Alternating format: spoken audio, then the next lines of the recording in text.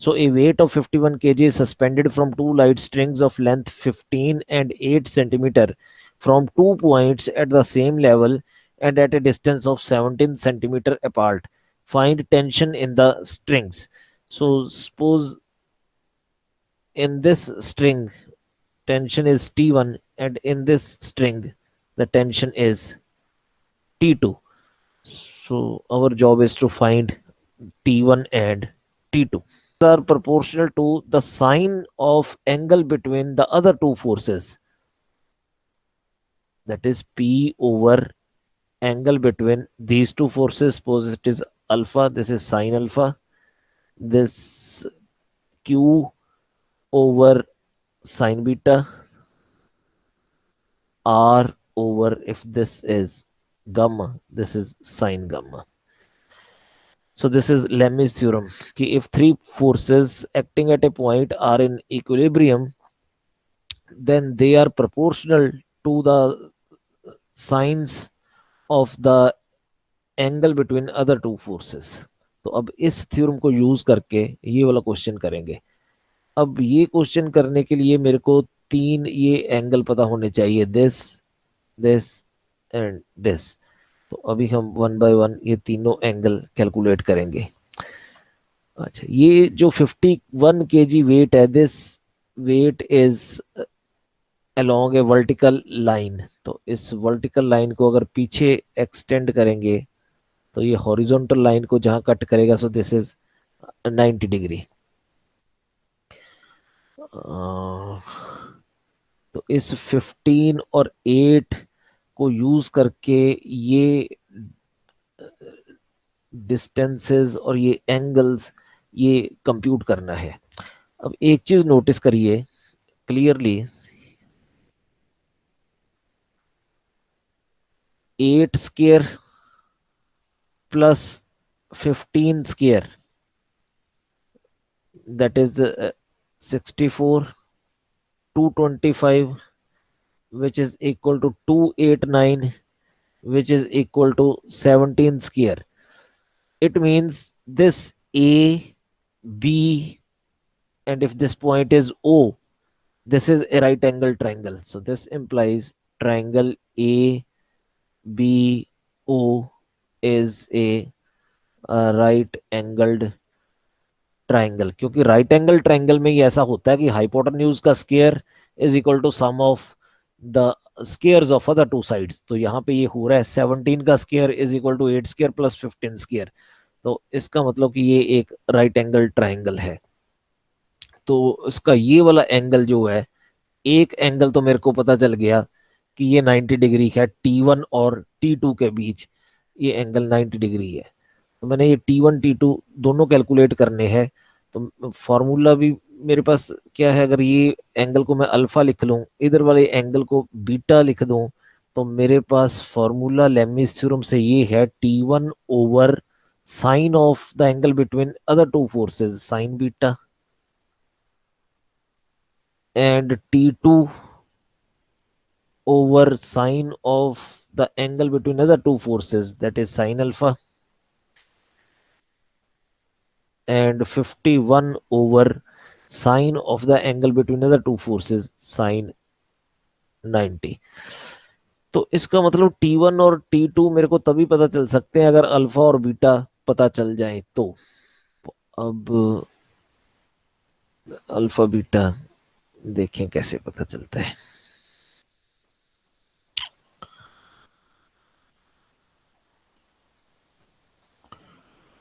मान लीजिए अगर ये एंगल थीटा है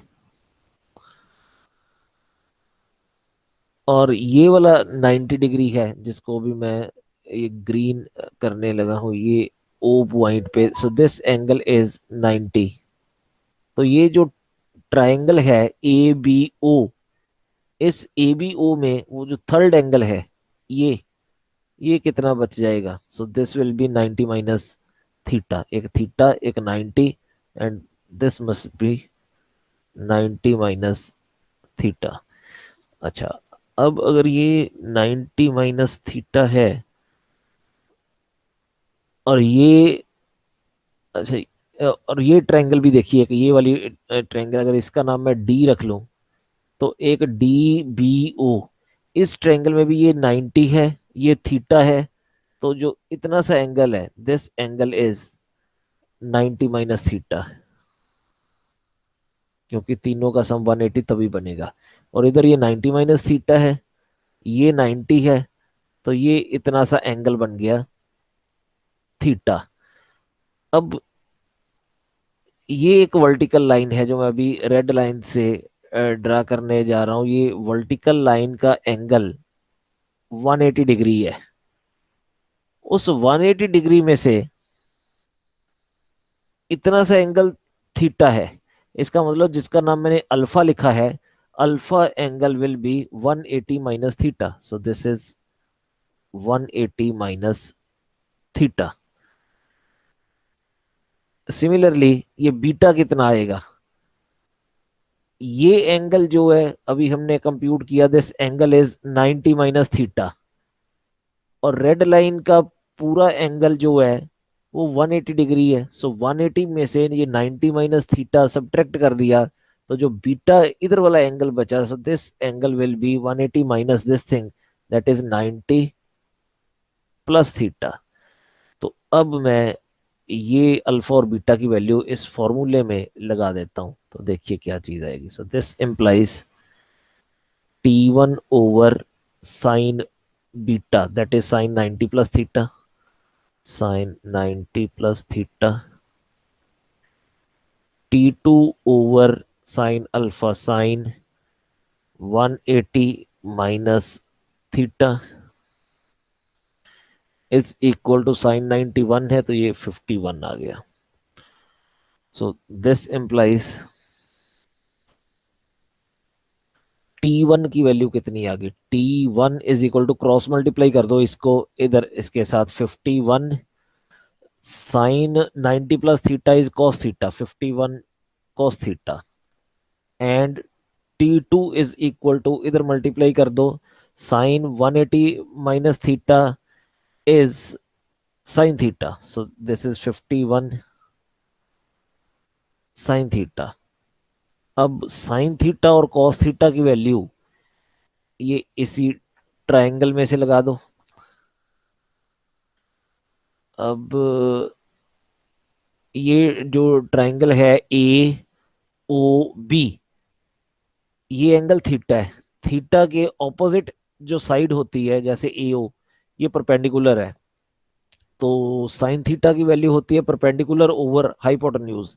तो यहाँ पे आएगा 51 इंटू 8/17। और कॉस थीटा है base over hypotenuse, that is 51 into base is 15, 15/17। तो 17 थ्री जार, तो यहाँ पे 45 आ जाएगा। और 17 three jar 51 and 8 three jar 24। तो ये T1 और T2 दोनों फोर्सेस जो है कंप्यूट हो गई। इनके यूनिट केजी वेट है, और इधर भी केजी वेट है इसका यूनिट। नेक्स्ट क्वेश्चन देखते हैं।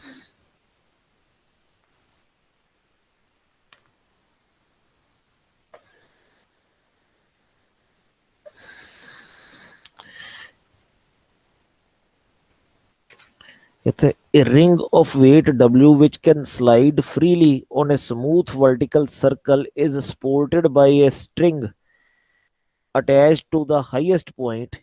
If the thread subtends angle theta at the center, find tension in the thread and reaction of the circle on the ring. तो हमें ये दिया कि एक सर्कल है,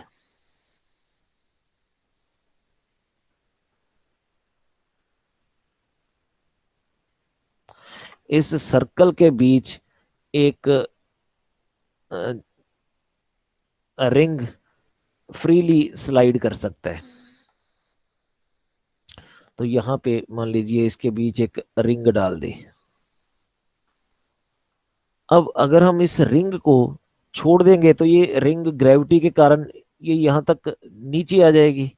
पर उसने क्या किया कि सर्कल का जो हाईएस्ट पॉइंट है वहां से एक थ्रेड लेके इस रिंग को बांध दिया।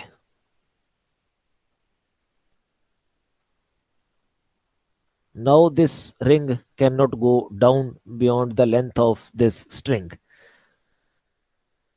तो इस रिंग के वेट की वजह से, इसका वेट जो है वो वर्टिकली डाउनवर्ड एक्ट कर रहा है, और इस वेट की वजह से इसमें स्ट्रिंग में टेंशन क्रिएट हो गई है इस डायरेक्शन में, कि स्ट्रिंग इसको इस तरफ खींच रहा है और ये नीचे आने को कोशिश कर रही है। तो this is tension T and weight of this ring is W. उसके बाद कहता है कि if theta is angle subtended at the center, find tension in the thread and reaction of the circle on the ring। तो अगर ये जो string है इसने थीटा एंगल बनाया है इस पे सेंटर पे,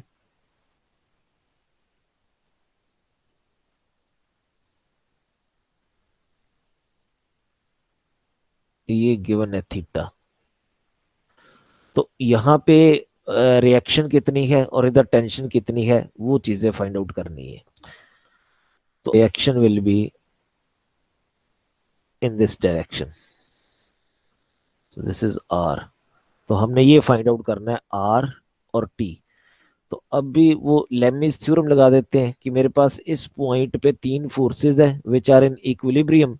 तो it means R over sine of something, वो भी कंप्यूट करना है किसका, W over sine of something is equal to T over sine of something.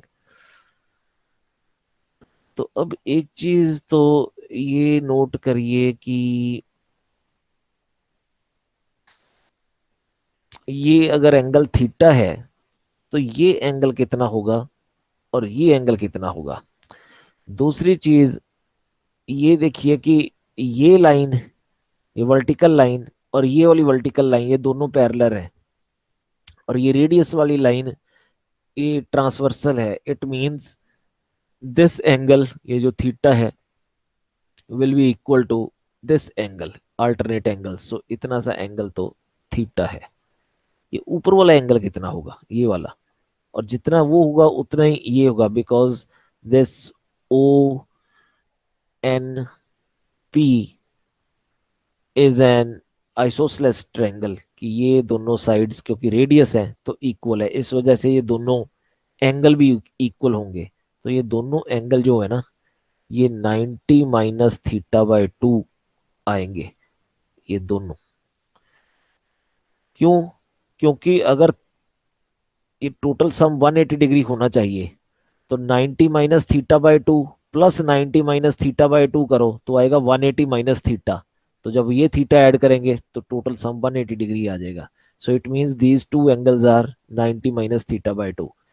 तो अब एक एंगल मेरे को ये चाहिए था, तो मेरे को ये एंगल पता चल गया, this is sum of these two, 90 minus theta by 2 plus theta, that becomes 90 plus theta by 2. So r over sine 90 plus theta by 2. So this is 90 plus theta by 2. So एक चीज तो पता चल गई, w over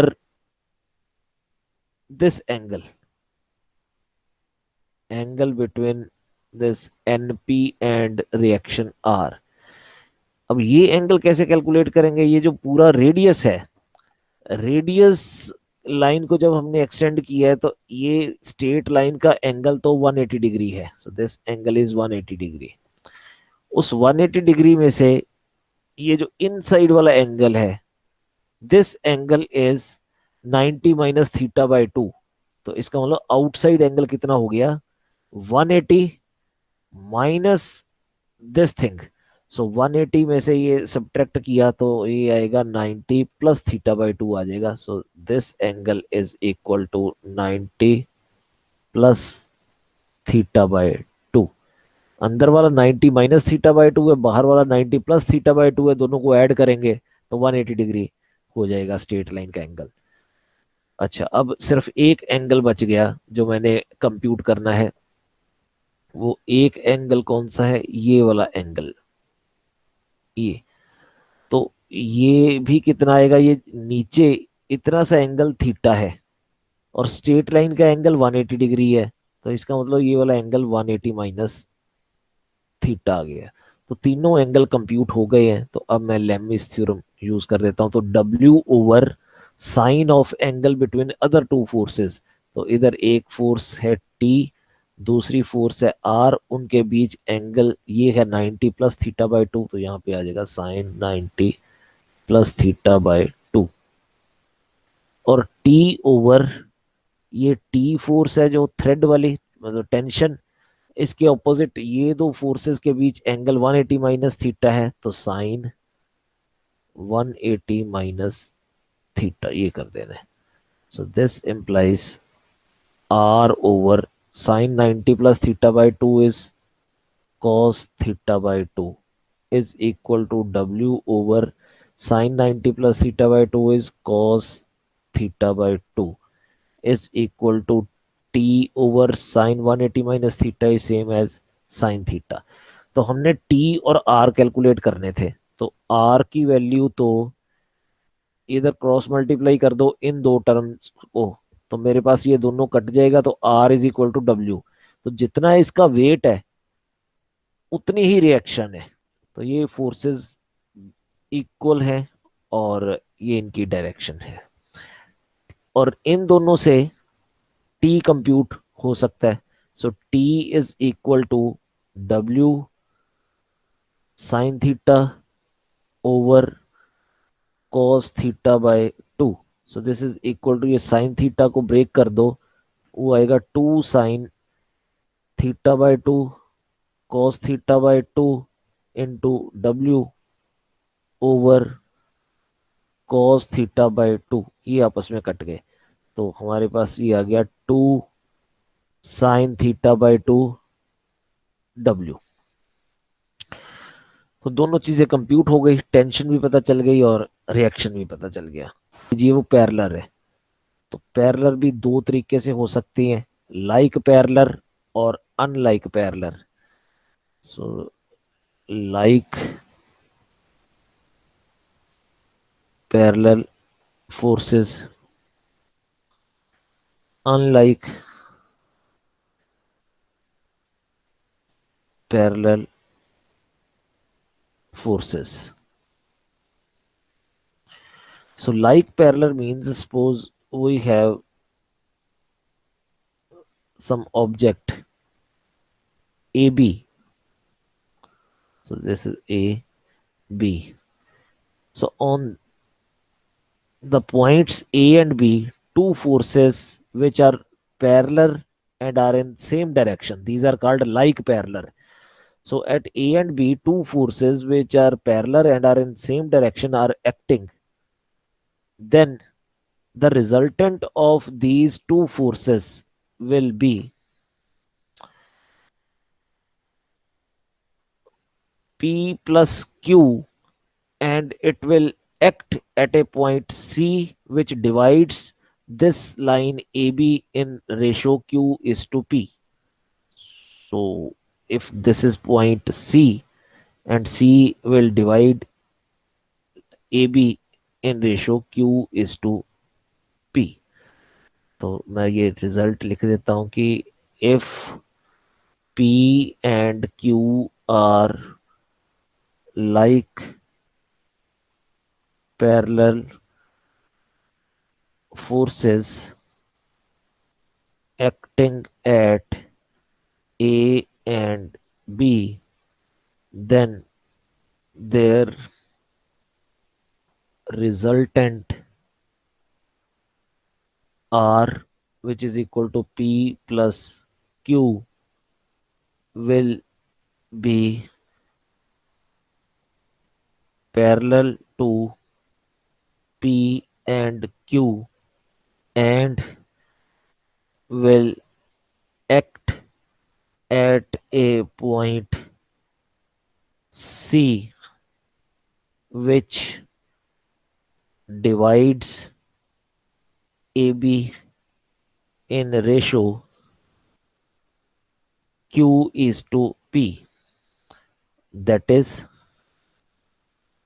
AC over CB is equal to Q over P, which is further equivalent to P over CB is equal to Q over AC। ये theorem है जो मैंने ये लिखी है। तो अगर दो फोर्सेस एक्ट कर रही हैं ए और बी पॉइंट पे, रिजल्टेंट सी में से पास करेगा जो कि इनके पैरेलल ही होगा, उसकी वैल्यू इन दोनों के सम के बराबर होगी पी और क्यू के, और P divided by this C B is equal to Q divided by A C. ये रूल भी फॉलो करेगा point C. P divide by C B is equal to Q divide by A C. और आपको ये भी पता होगा कि अगर मेरे पास दो फ्रैक्शंस इक्वल हैं तो उनके न्यूमरेटर्स को अगर ऐड कर दें और डिनोमिनेटर्स को भी ऐड कर दें,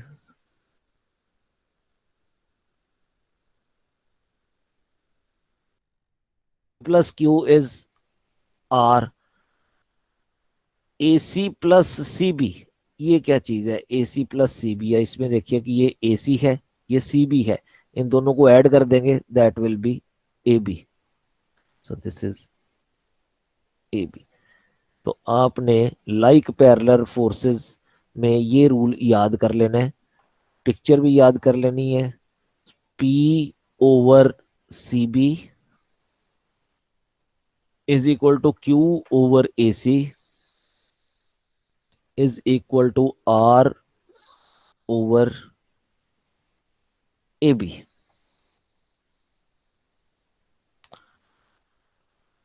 और ये जो सी पॉइंट है उस फोर्स के नियर होगा जो फोर्स इनमें से ग्रेटर है।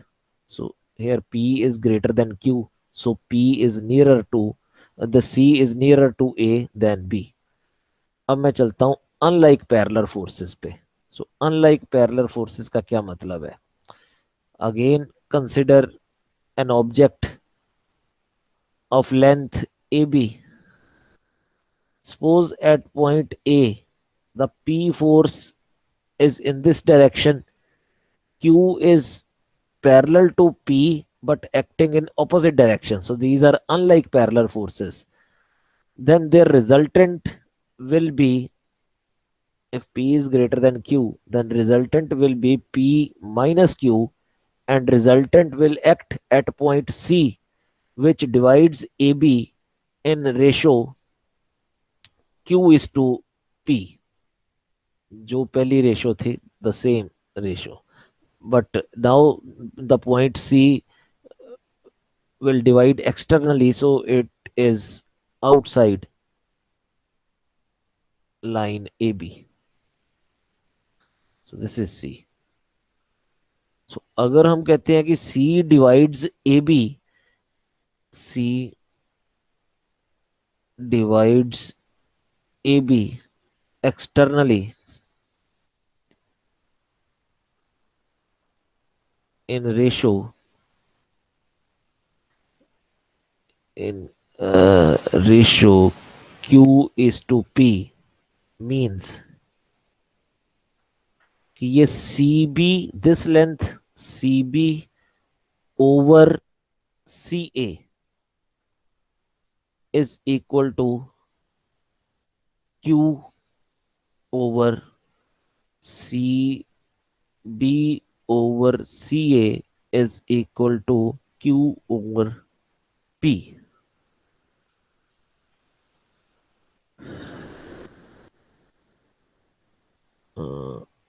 नहीं, ये जो है ये ये ऐसे नहीं है कि C divides A B externally in ratio Q is to P means C A over C B. इसका उलट लिखना है, sorry. So this is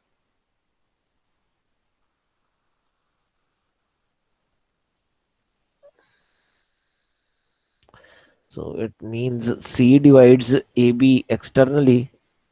It means this is CA over CB is equal to Q over P. So this implies अगर cross multiply कर दें तो मेरे पास P over CB is equal to Q over C A.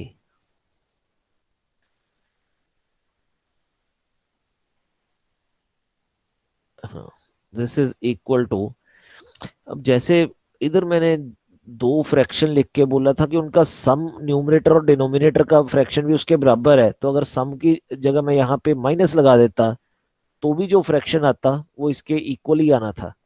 तो अब यहाँ पे वो डिफरेंस कर दो, इधर p minus Q is equal to C B minus C A. So C B minus C A.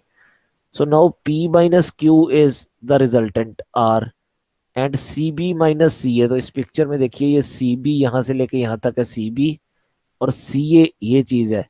तो सी बी में से ये डॉटेड लाइन माइनस कर दे तो rest of the thing is A B. So this is A B. तो हमारे पास आया P over C B is equal to Q over C A is equal to R over A B. तो like parallel forces में भी यही formula था। यहाँ पे भी देख लीजिए, यहाँ पे P ओवर सी बी, इधर भी P over C B, Q over C A, Q over C A is equal to R over A B, R over A B. फर्क दोनों की डायग्राम में है कि इधर डायग्राम में जो रिजल्टेंट है वो outside line A B act करेगा और उस फोर्स के साइड में होगा जो फोर्स बिगर है, और इस डायग्राम में diagonal acts inside line, this resultant acts inside line AB and it will be near to that force which is larger. तो अभी कुछ क्वेश्चंस करके देखते हैं।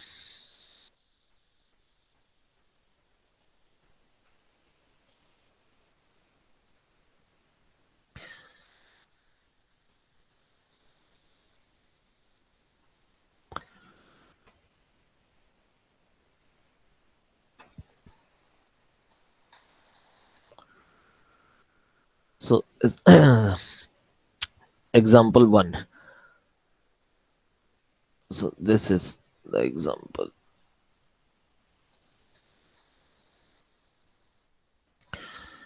So example है कि two unlike parallel forces acting at distance 10 meter from each other which are equilibrium to a force of 100 Newton acting at a distance of 6 meter from the greater force.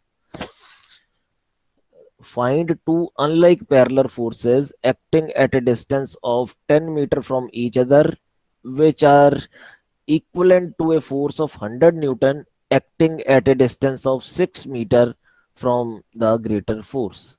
अब देखिए क्या कहते हैं वो। कह रहे हैं जी दो फोर्सेस हमने फाइंड आउट करनी है, P और Q which are unlike parallel. So एक P फोर्स जो कि मुझे फाइंड आउट करनी है, एक Q force which we are to find out. The distance is 10 metre. So उनके बीच का डिस्टेंस दिया हुआ है 10 मीटर है।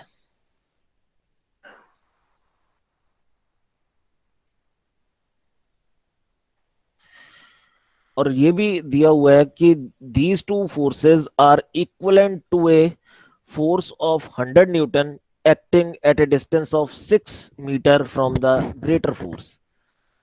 तो अगर P ग्रेटर है तो ये P से 6 मीटर की दूरी पे है।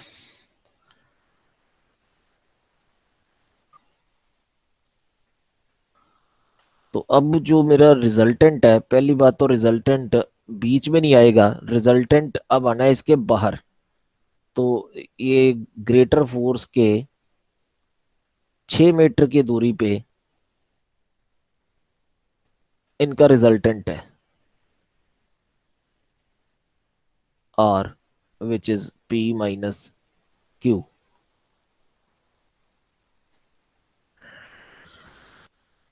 अब ये कहता है कि the system is in equilibrium, और ये फोर्स दी भी हुई है कि दिस इज 100 न्यूटन। तो हम अपना वो लगा देंगे फॉर्मूला जो बताया था कि P ओवर AC, नहीं, ये इस केस में P over CB is equal to Q over this CA is equal to R over AB। चाहे अनलाइक पैरेलल फोर्सेज है या लाइक पैरेलल फोर्सेज है, फॉर्मूला यही लगना है, पिक्चर अलग अलग है। सो दिस इंप्लाइज, ये पी क्यू मैंने फाइंड आउट करना है, P ओवर CB। CB अब कितना हो गया, 6 ये है, 10 ये है, 16 हो गया। Q over CA, CA is 6, R की वैल्यू दी हुई है 100 ओवर AB, AB की वैल्यू भी है 10। तो this implies P is equal to 160 and Q is equal to 60। तो ये हमने P और Q दो फोर्सेस फाइंड आउट कर ली जिनकी ये वैल्यू है 160 and 60। They are unlike parallel and their resultant is this 100 newton. Next question पे चलते हैं।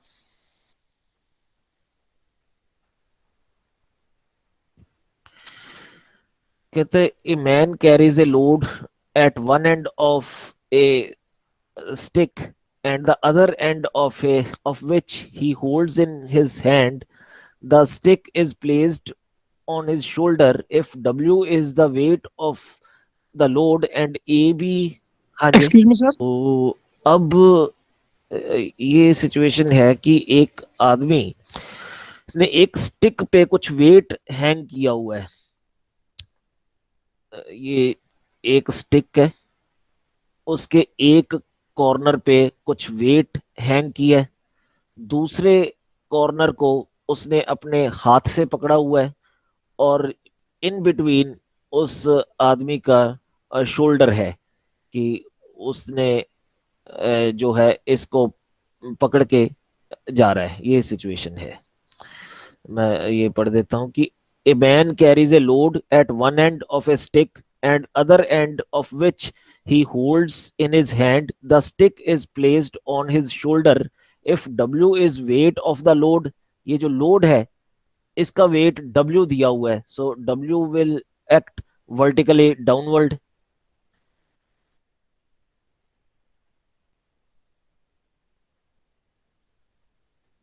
अच्छा, उसका if W is the weight of load and AB the distance of load and his hand from the shoulder. तो ये shoulder पे ये जो स्टिक है, तो इस पॉइंट से एक साइड पे उसका डिस्टेंस A है और दूसरी साइड से उसने ये जो हाथ से पकड़ा हुआ है,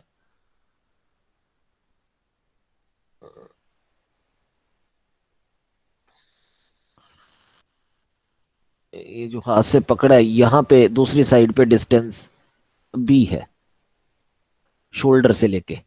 मतलब मैं ऐसे अगर स्टिक बनाऊं तो इस स्टिक के एक जगह पे तो ये शोल्डर है, एक जगह पे ये वेट हैंग कर रहा है W, और एक जगह पे उसने इस रॉड को हाथ से पकड़ा हुआ है, वो भी ऐसे नीचे को पुश किया हुआ है। और ये जो शोल्डर है, इस पे जो रिएक्शन लग रही होगी कि शोल्डर पे प्रेशर तो डाउनवर्ड है, लेकिन डाउनवर्ड प्रेशर का जो रिएक्शन है दैट इज वर्टिकली अपवर्ड। सो ये सिचुएशन है।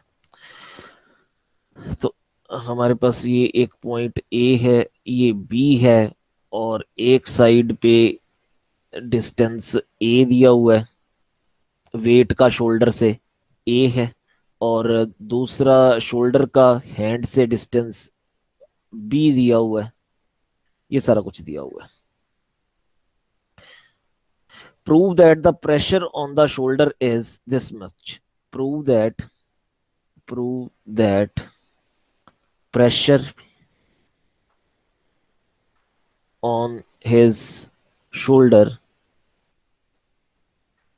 is W into 1 plus A over B। So this is pressure।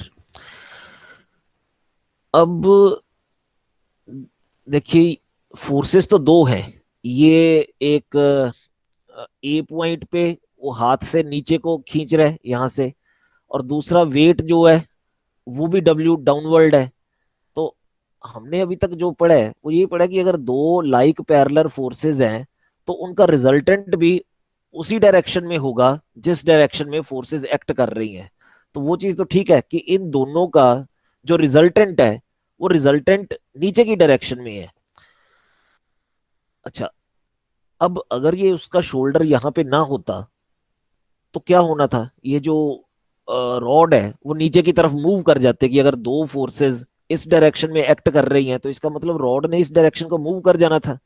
But since the system is in equilibrium, कि वो रॉड मूव नहीं कर रही, इसका मतलब जितना उसका वो रिजल्टेंट है इन दोनों फोर्सेस का, उतनी ही फोर्स हम ऑपोजिट डायरेक्शन में लगा रहे हैं ताकि वो सिस्टम इक्विलिब्रियम में रहे। तो जो इन दोनों फोर्सेस का रिजल्टेंट वो नीचे की तरफ ड्रा करना था, वो मैंने नीचे की तरफ ड्रा करने की बजाय उसका माइनस ऊपर की तरफ ड्रा कर लिया है, और उस फोर्स के माइनस का नाम रख दिया pressure. Now this reaction will be the pressure on the shoulder. तो ये चीज ध्यान में रखनी है कि आपने ये नहीं सोचना कि ये मैंने एरो ऊपर बना दिया तो ये अनलाइक पैरेलल फोर्सेस हो गई हैं। दो लाइक पैरेलल फोर्सेस हैं, उनका रिजल्टेंट जो है वो नीचे ही आना था, पर क्योंकि नीचे से उसको ये शोल्डर रखा हुआ है तो उसकी रिएक्शन ऊपर को है, तो वो reaction equal and opposite to this resultant है। तो अगर मैं इसका रिजल्टेंट कैलकुलेट कर दूं ऊपर वाले फार्मूले से, तो रिएक्शन तो उसके इक्वल ही है, तो इसका मतलब कि वो रिएक्शन या प्रेशर कैलकुलेट हो जाएगा और इतना आ जाएगा। तो अब हम ऊपर वाला फार्मूला लगा देते हैं। तो हमारा फॉर्मूला क्या कहता है कि यहाँ पे जो हैंड से पकड़ा हुआ है उस पे कुछ फोर्स एज्यूम कर लो, कि यहाँ पे मान लीजिए उसने कुछ दिया तो है नहीं, a man carries a load of at one end of a stick and other hand of which holds his hand. यहाँ पे उसने कुछ नहीं दिया तो मैं पी लिख लेता हूँ। तो अब मेरा फॉर्मूला ये है, इस पॉइंट का नाम सी रख लेता हूँ। तो P over this distance A is equal to W over this distance B is equal to the resultant of these two things, which is equal and opposite to that pressure। तो वो R इस time pressure है, so that is equal to R over इन दोनों का सम लिखते थे ए B. तो ए बी का मतलब है यहाँ पे ए प्लस बी लिख देना है। तो हमने ये रिएक्शन कैलकुलेट करना था, मतलब प्रेशर कैलकुलेट करना था शोल्डर पे कितना है। तो अब ये पी तो मेरे को पता नहीं, सो इस वाली चीज को तो इग्नोर कर दो। ये वाली जो इक्वेशन है यहां से आर कितना आ जाएगा, so from here R is equal to W over B into A plus B. तो अब बी से डिवाइड कर दें तो मेरे पास आएगा डब्ल्यू, ये बी और बी कट के वन आएगा, वन ओवर प्लस ए ओवर बी। तो जो चीज प्रूव करनी थी वो प्रूव हो गई है जी।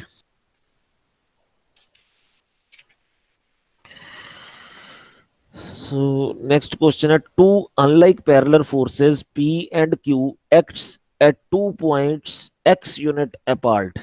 दो unlike parallel forces are acting at 2 points which are x units apart। So ये दिया हुआ है।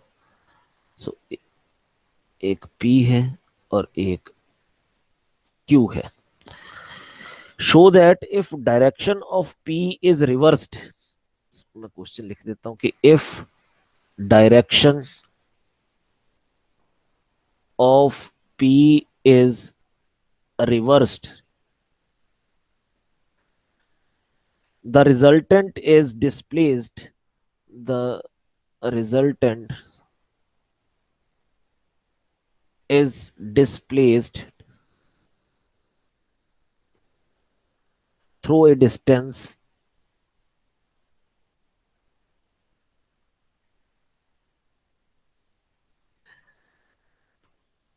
To P Q over P square minus Q square. Times x units. अब ये अनलाइक पैरेलल फोर्सेस हैं, तो मान लीजिए पहले इसका रिजल्टेंट जो है वो यहाँ पे है r, ये y डिस्टेंस पे। अब वो ये कह रहा है कि if direction of p is reversed. अब दूसरी सिचुएशन ये है कि अभी भी p और q के बीच डिस्टेंस तो वही है x, ये पॉइंट a b और c। तो अब p भी इस डायरेक्शन में है, q भी इस डायरेक्शन में है। इसका मतलब अब जो रिजल्टेंट था वो रिजल्टेंट अब लाइन के बाहर नहीं होगा, resultant will come inside this line A B. तो मान लीजिए रिजल्टेंट चल के इस पॉइंट पे आ गया, ये न्यू रिजल्टेंट आर डैश। तो जो डिस्टेंस कवर हो गया यहां से यहां तक, पहले रिजल्टेंट इस पॉइंट पे था सी पॉइंट पे, तो अब इसका नाम सी डैश रख लेता हूं कि जो ये डिस्टेंस सी सी डैश है, show that this c dash is equal to this unit 2pq over p square minus q square into x, ये हमने शो करना है। तो दोनों सिचुएशंस में हम अपना फॉर्मूला लगा देते हैं, जो फॉर्मूला पता है, एक बार एडिशन का फॉर्मूला लगाते हैं, एक बार वो सब्ट्रैक्शन वाला। सो पहले अनलाइक पैरेलल फोर्सेस है, रिजल्टेंट इज एक्टिंग एट सी। तो ये डिस्टेंस मैंने अपनी तरफ से y एज्यूम कर लिया है, जो कि मेरे को नहीं पता। तो अब फॉर्मूला मेरा ये कहता है कि P ओवर BC या CB is equal to Q over this y is equal to the resultant R over this AB x। दूसरी सिचुएशन अब लाइक पैरेलल फोर्सेस है, P की डायरेक्शन हमने रिवर्स कर दी, तो अब लाइक पैरेलल हो गई, तो मेरा आ गया P over C dash B, C dash B is equal to Q over AC dash is equal to the resultant R dash which is P plus Q over X। सो यहाँ पे resultant R dash लिखने की बजाय मैं यहाँ पे P plus Q over X लिख देता हूँ, और इधर जो रिजल्टेंट था वो मेरा P माइनस क्यू है, तो यहाँ पे मैं P माइनस क्यू लिख लेता हूँ, P माइनस क्यू। ये इक्वेशन 2 है। अब हमने किसी तरह से इन दो इक्वेशंस को सॉल्व करके ये सी सी डैश डिस्टेंस कैलकुलेट करना है, यहां से लेके यहां तक ये डिस्टेंस, और ये डिस्टेंस शो करना है कि this is 2pq over p square minus Q square into x है।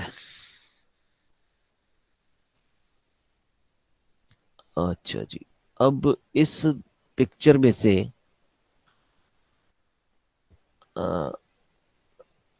पहले ये डिस्टेंस कैलकुलेट करता हूं, इतना सा मैंने यहां से लेके यहां तक डिस्टेंस कैलकुलेट करना है। इस डिस्टेंस को दूसरे वाले डिस्टेंस में ऐड कर देंगे तो आंसर आ जाएगा अपना। तो यहां से मेरा ए सी डैश कितना आया, सो ए सी डैश, ये दो टर्म्स देखें, इसमें से क्रॉस मल्टीप्लाई करके ये आएगा A C dash is equal to Q over P plus Q, Q over P plus Q into X. अच्छा, अब ऊपर वाली पिक्चर में से ये जो y है, y कितना आया, वो इन दो से देखिए, यहाँ पे y is equal to cross multiply किया तो Q X over p minus Q. तो अब जो रिक्वायर्ड डिस्टेंस है C C dash, this C C dash is equal to y plus A C dash which is equal to ये Q X तो common आ जाएगा ऊपर और नीचे से, तो क्यू एक्स कॉमन आया तो 1/p plus Q plus 1/p minus Q into Q X. So this thing is equal to, इधर मेरे पास आएगा p minus Q plus p plus Q over इन दोनों की multiplication p square minus Q square into Q X. तो ये q और q कट जाएगा, तो वही आंसर आ जाएगा जो मेरे को चाहिए, वो p और p 2p। So 2p/q(x) over p square minus q square. So this will be the answer. So movement of a force about a point is defined as the product of force and the perpendicular distance of the point from the line of action of this force about which we want to take the movement.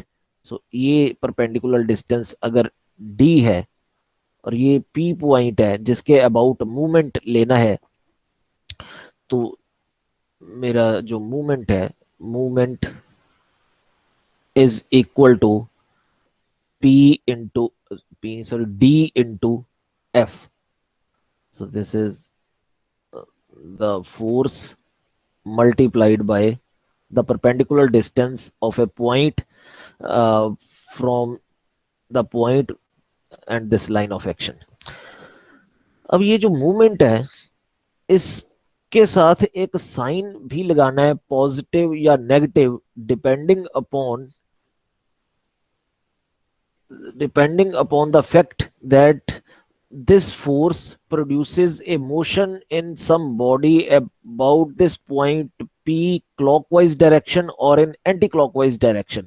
अब आप ऐसा सोचिए कि इस आपके पास एक कोई sheet है, उस शीट के ऊपर आपने यहाँ पे एक पिन लगा के फिक्स कर दिया उस शीट को कि हम पकड़ के इधर ऐसे फोर्स लगाएं, तो होगा क्या कि ये जो हमारे पास शीट है ये रिवॉल्व हो जाएगी इस पॉइंट के अबाउट, घूम जाएगा ना ये ऐसे, और ये एंटी क्लॉकवाइज है।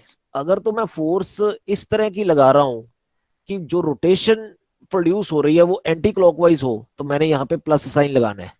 और अगर मैं फोर्स ऐसी लगाऊं which produces A motion in the body in clockwise direction, तो मैंने यहाँ पे एक माइनस साइन लगा देना है। तो मैं लिखूंगा विद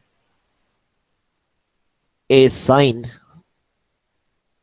प्लस और minus depending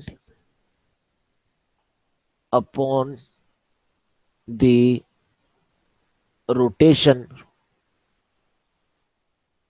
produced by F anti clockwise और क्लॉकवाइज, एंटी क्लॉकवाइज और क्लॉकवाइज। सो एंटी क्लॉकवाइज के लिए प्लस साइन और क्लॉकवाइज के लिए माइनस साइन। कहता जी a force of 16 units X, a force of 16 units x in xy plane through a point A on OX and its direction makes an angle of 30 degree with the negative direction of x axis। तो हमारे पास x axis के ऊपर एक point दिया हुआ है A और इधर नेगेटिव डायरेक्शन है x एक्सिस की, ये O यहाँ पे इधर y एक्सिस है। तो कहता है कि a force of 16 units acts in xy plane through point A on OX, its direction make an angle of 30 degree with the negative direction of x axis. कि इस A पॉइंट से एक force act कर रही है और वो कह रहा है कि force is making an angle of 30 degree with minus direction of x axis. तो अब आप एक चीज ये समझ लीजिए, जब ये लिखा हो कि angle is made with the positive direction of x axis, तो उसका मतलब ये होगा कि ये एक्स की पॉजिटिव डायरेक्शन है, एंगल इधर से मेजर करना शुरू करना है। तो अगर 30 डिग्री विद पॉजिटिव डायरेक्शन है तो ये एंगल बनेगा। अगर ये लिखा हो कि angle made with the negative direction of x axis, तो ये negative direction of x axis है। तो अगर कोई लाइन ने 30 डिग्री एंगल बनाया with negative direction of x axis, फिर एंगल यहां से मेजर करना शुरू करना है। तो अगर 30 डिग्री नेगेटिव डायरेक्शन है तो इसका मतलब कि इस एंगल की बात हो रही है। तो अब इस फोर्स ने नेगेटिव डायरेक्शन के साथ एंगल बनाया है 30 डिग्री का। तो यहाँ पे मैं 30 डिग्री लिख देता हूँ ये वाला। So this thing is 30 degree. कहते हैं if O A is 4 centimetre, ये ओ ए दिया हुआ है 4 centimetre, find the movement of the force about the origin. Question है find movement of F about O. तो मूवमेंट का फॉर्मूला हमें पता कि जिस पॉइंट के अबाउट वो मूवमेंट कैलकुलेट करना है वहां से परपेंडिकुलर एक ड्रॉप कर देना है। तो परपेंडिकुलर इधर ड्रॉप कर दो। अगर मेरे को किसी तरह से इस परपेंडिकुलर की लेंथ पता चल जाए तो मूवमेंट का फार्मूला है movement is equal to force multiplied by distance. Force दी हुई है 100 न्यूटन की फोर्स दी है, नहीं 16 unit, A force of 16 unit act, F की वैल्यू 16 है और डी हमने कैलकुलेट करना है। अब इस ट्राइंगल में देखिए, इस ट्राइंगल में ये राइट एंगल ट्राइंगल है, तो ये परपेंडिकुलर है और ये उसका हाइपोटेन्यूज है। तो उसमें साइन 30 डिग्री कितना आएगा, sine 30 degree is equal to perpendicular over hypotenuse, so D over 4। तो इसका मतलब D is equal to 4 sine 30, और डी की वैल्यू कंप्यूट हो जाएगी 4 साइन 30 इज 1/2, तो दैट इज 2 दिस 1632 यूनिट्स। लेकिन इतना लिख देने से क्वेश्चन ठीक नहीं माना जाएगा। अभी हमने क्या करना है कि इसके साथ साइन भी देखना है कि प्लस साइन लगेगा या माइनस साइन लगेगा। अ, अब अगर मेरी फोर्स इस साइड पे है तो आप जरा सोच के देखिए, ये मान लीजिए अपनी घड़ी की सुई है, अगर मैं उसको इस डायरेक्शन में खींचूंगा तो इसका मतलब कि वो नीडल जो है ऐसे क्लॉकवाइज डायरेक्शन में उसके घूमने की टेंडेंसी है। तो क्लॉकवाइज के लिए जो साइन है वो नेगेटिव साइन लगेगा, तो यहाँ पे नेगेटिव साइन लगा देना है।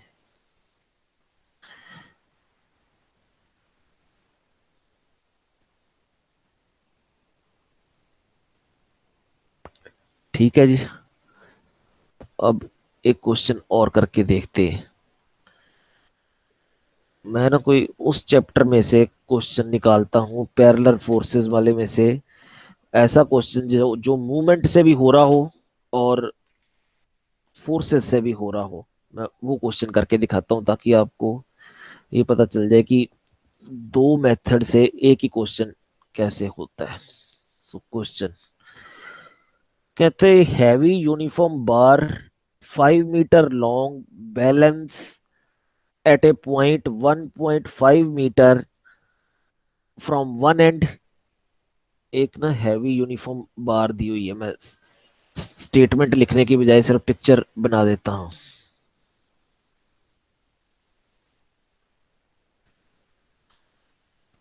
So a heavy uniform bar 5 meters long balance at a point 1.5 metre from one end, कि ये ना एक एंड से मान लीजिए ये बार है ए और बी, तो इसका हमें लेंथ दी हुई है 5।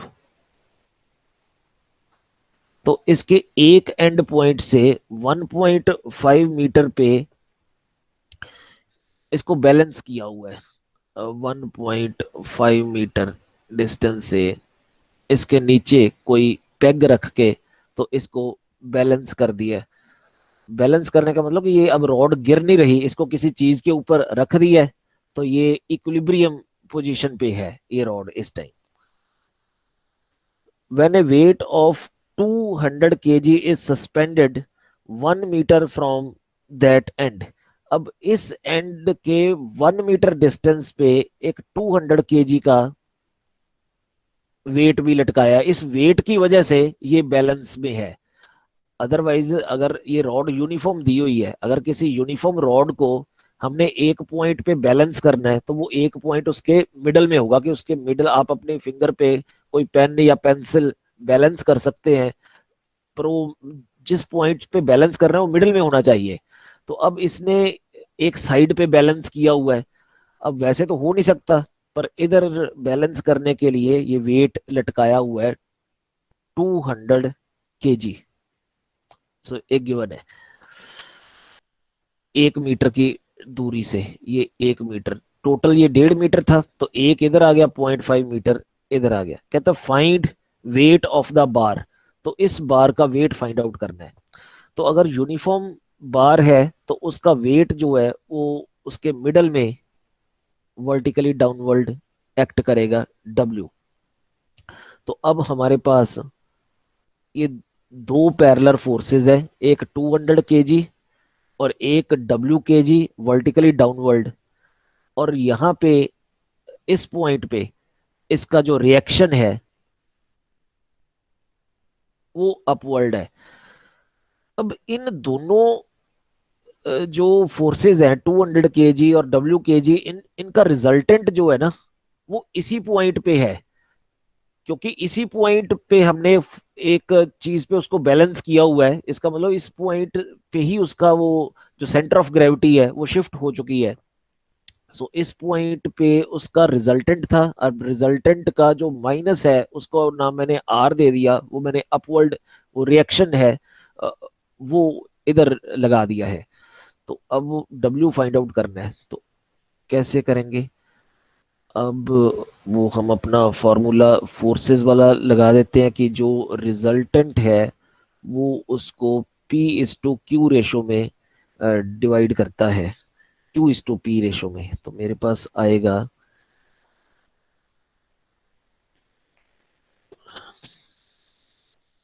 इतनी सी पिक्चर देखें, इसका नाम मैं रख लेता हूँ ये C, और इस पॉइंट का नाम D, और इस पॉइंट का नाम G। तो इस पिक्चर में मैं ये कहता हूं कि W ओवर दिस डिस्टेंस, ये जो CD है, इज इक्वल टू 200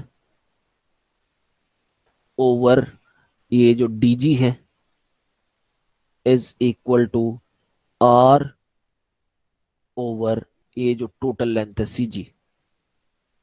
पर मैंने W कैलकुलेट करना है, तो इन दोनों से मेरा काम हो जाएगा। सो W is equal to 200 over DG। अब ये कितना होगा DG? ये टोटल लेंथ जो है वो बार हमें दी हुई है 5 मीटर की, तो ये वेट जो है उसका मिडल में है, तो इसका मतलब ये 2.5 मीटर यहाँ तक ये डिस्टेंस है, 2.5। लेकिन 2.5 में से ये 1.5 तो AD तक डिस्टेंस है, इसका मतलब ये डिस्टेंस सिर्फ 1 रह गया, यहाँ से लेके यहाँ तक ये 1। तो इसका मतलब DG जो है वो 1 है। तो इधर क्रॉस मल्टीप्लाई कर दो CD, CD कितना आएगा? CD जो है वो 0.5 है, क्योंकि ये 1.5 डिस्टेंस पे पेग लगाई थी, तो ये 0.5 है। तो अब इसको मल्टीप्लाई कर दो, या इसको 1/2 लिख देंगे, तो ये 100 केजी जो है वो W कैलकुलेट हो गया। तो अब मैं ये कहता हूं कि यही क्वेश्चन अगर एग्जाम में आता है कि W फाइंड आउट करना है, तो ये फॉर्मूला अगर आप नहीं लगाना चाहते, मूवमेंट से करना चाहते हैं, तो मूवमेंट से ये यही क्वेश्चन कैसे आएगा? मैं ये कहता हूं कि take movement of all forces about, ये जो D पॉइंट है ना, इसके अबाउट मूवमेंट ले दो, एंड नोट दैट अच्छा, जैसे फोर्सेस में होता है कि अगर मेरे पास नंबर ऑफ फोर्सेस हैं उनका सम कर दो तो उनका रिजल्टेंट आ जाता है, वो सेम चीज मूवमेंट के लिए भी है। अगर मेरे पास नंबर ऑफ फोर्सेस हैं, नंबर ऑफ फोर्सेस के मूवमेंट का sum will be equal to movement of their resultant. तो मैं ये रूल भी लिख दूं, and note that the sum of the movements of a number of forces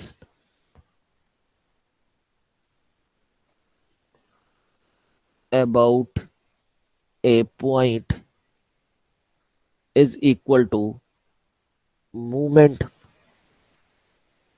of their resultant about that point। तो अब पॉइंट मैंने अपनी चॉइस का ले लिया है, मैंने कहा है कि take movement of all forces about D. तो मेरे पास फोर्सेस है कितनी, दो फोर्सेस हैं और एक उनका रिजल्टेंट है। रिजल्टेंट डी पॉइंट में से पास कर रहा है, तो वो मैंने नोइंगली वो डी ले लिया है। तो इसका मतलब इन दोनों का मूवमेंट, ये 200 केजी और डब्ल्यू, इन दोनों के मूवमेंट का sum will be equal to zero. आना किसके बराबर था, movement of R about D.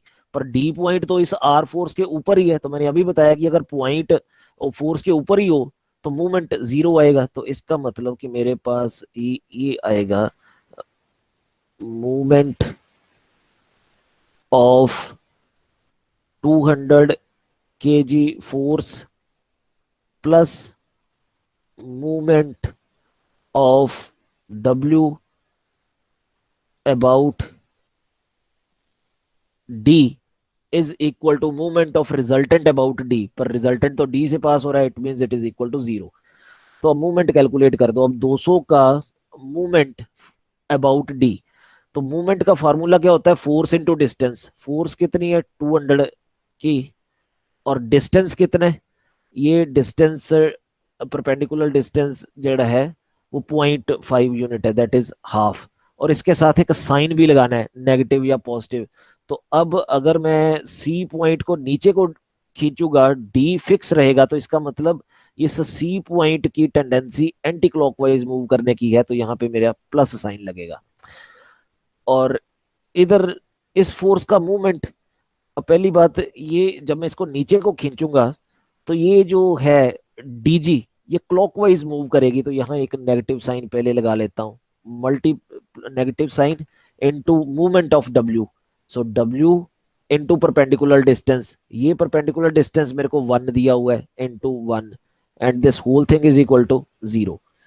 तो दिस इंप्लाइज, ये कट गया 100 आ गया, तो डब्ल्यू उधर ले जाओ, तो W is equal to 100 units. तो देखो जब मैंने पैरेललोग्राम लॉ, पैरेलल फोर्सेस वाला लॉ यूज किया, तब भी मेरा आंसर ये 100 यूनिट था। यहाँ मैंने, हाँ ये कंप्यूट किया था, दिस इज 100 यूनिट। तो अब मैंने वो पैरेलल फोर्स वाला रूल नहीं यूज किया, मूवमेंट्स लगाए, तो भी मेरा 100 यूनिट आ रहा है। तो ये ना काफी सारे क्वेश्चंस बुक में हैं जो मूवमेंट्स वाला फॉर्मूला यूज करके ज्यादा इजीली निकलते हैं। वो दिए तो इस चैप्टर में है, ये जो पैरेलल फोर्सेस वाले चैप्टर में, पर अगर मूवमेंट का कंसेप्ट यूज करो तो वो क्वेश्चन इजीली सॉल्व होते हैं।